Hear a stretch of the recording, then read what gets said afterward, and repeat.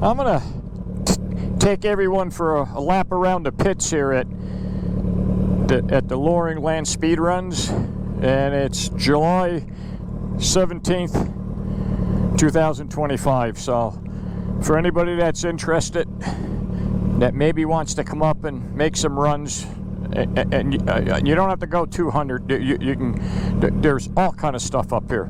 So I'm gonna just take a ride around the pits, and we'll take a look at see what's here.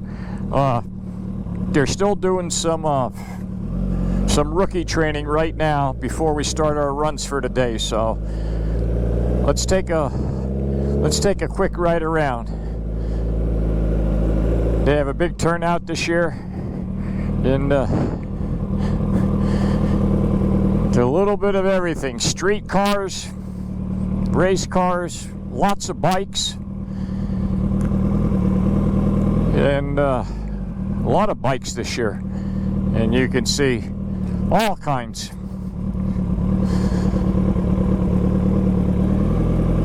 There's some serious tent set up with a streamliner there. It's a nice Volkswagen over there.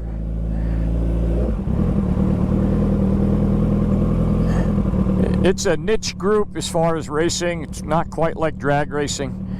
And there's only 3 places to do it on pavement in the United States: Texas, Arkansas, and up here in northern Maine. I gotta stop and just look. This is a brand new 2025 or 2024 McLaren, and it is just absolutely gorgeous. And this gentleman comes up from New Jersey. I've been coming up here for 6 years now, and he had an Audi A8 or an R8, and he ran close to 200 with that.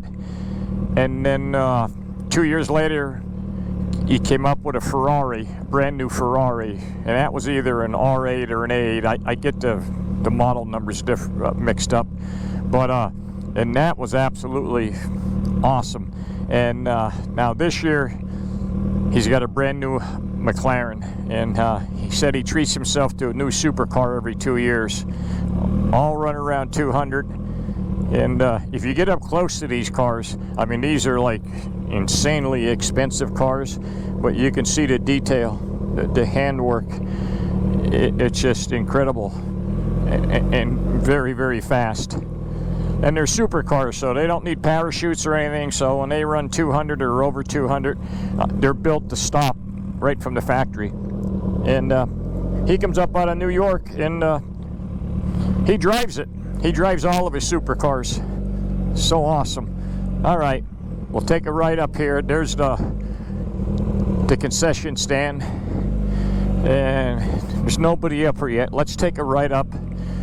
We're going to come up. There's a registration area, and we'll come up to where the staging lanes are, and you can see where everybody stages up there. They come up and they line up, and they put you in line. Then they bring you down to where those ribbons are. That's the hot boxes. And once you come out of the staging lanes, they'll direct you up, and then you'll come down to one of these 2 hot boxes, and then from there they clear the course, and then you go out, and then you run down the runway. And there's the runway, 2.5 miles long. Actually a little further than that with this extra pavement they put on for the B-52s right where I'm parked now. It's super rough pavement. So and this was an alternate site, emergency site for the shuttle to land. It never did here. So, but that's what it looks like. And they time you to mile, and then the metric equivalent of 1.25 miles, and then 1.5 miles, and you have 1 mile of slow down. So awesome. All right, we'll get back and we'll look around the rest of the pit area here. They got a big turnout this year.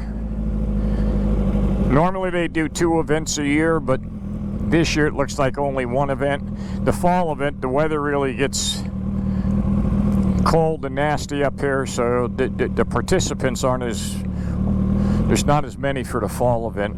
There's the bike tech in. Hi guys. And we'll take a ride up through this area here. More bikes, all kind of stuff. Some are serious racers that are up here, and they're competing against national and actually world records for certain classes, especially for the mile. And then you got people like me that just come up here to go as fast as they can for personal best and just to have fun. So it's a mix of everything. And anybody can do it. Streetcar. Actually, they have a streetcar class. You can come up. I think it's only $100, and you get to run just one day, and to see how fast your car actually goes, instead of saying, "Well, I went 200 down the interstate,"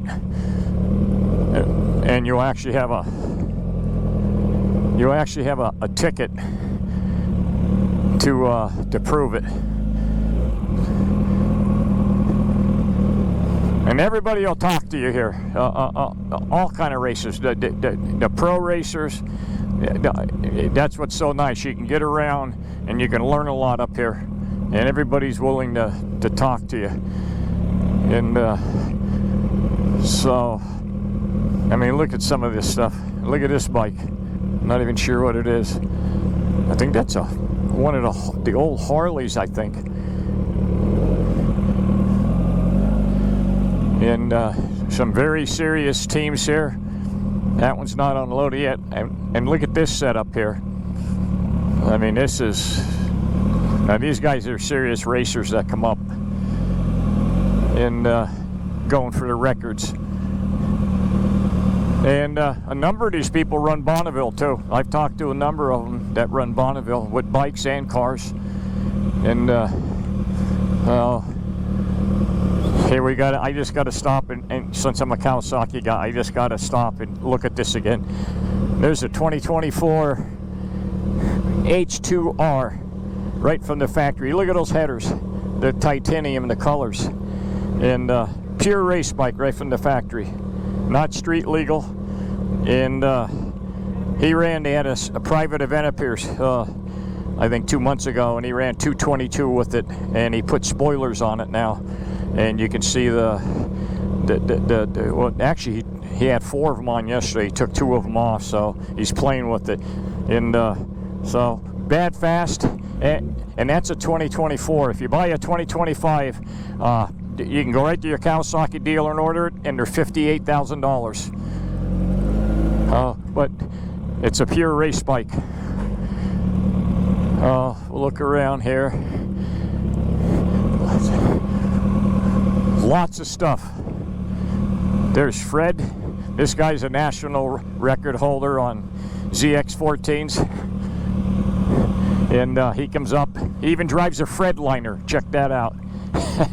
And a friend of mine, road racer. I used to read about him in Cycle News East back in the 70s. He road raced for years. Daytona and everything. Here's the guys I raced with from New Media. There's Wayne. There's Todd, and there's Matt.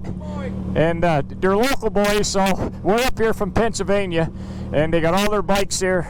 And so I raced with them in New Media and raced with them here. So, but I'm just out checking out the pits. So we'll see you guys out there.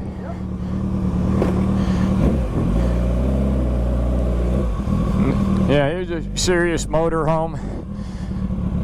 So cool to see all this stuff. And there'll be a couple more coming today. Today's going to be the best weather day, meaning wind. Yesterday we had a quarter-inch crosswind, and today we have a quarter-inch crosswind till about 11 o'clock, and then it's going to go straight south, which is right down the runway. And that's when you go the fastest.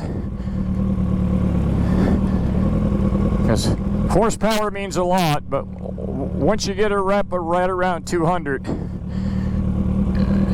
aero trumps horsepower. So it's just so hard. It's so easy to get to 180. And then after that, it feels like you're in glue. And it's what they call hitting the wall. You hit that air resistance coefficient of drag. And it takes massive horsepower. But once you get to that level, aerodynamics are more important than the horsepower. So anyway, that's the lap around the pits at Loring, July 2025. And I'm going to pull into my humble little pits here. I don't even have my pit mat out this year. I actually forgot to bring it from home. That happens when you're 70. So, but anyway, that's a look at Loring for 2025.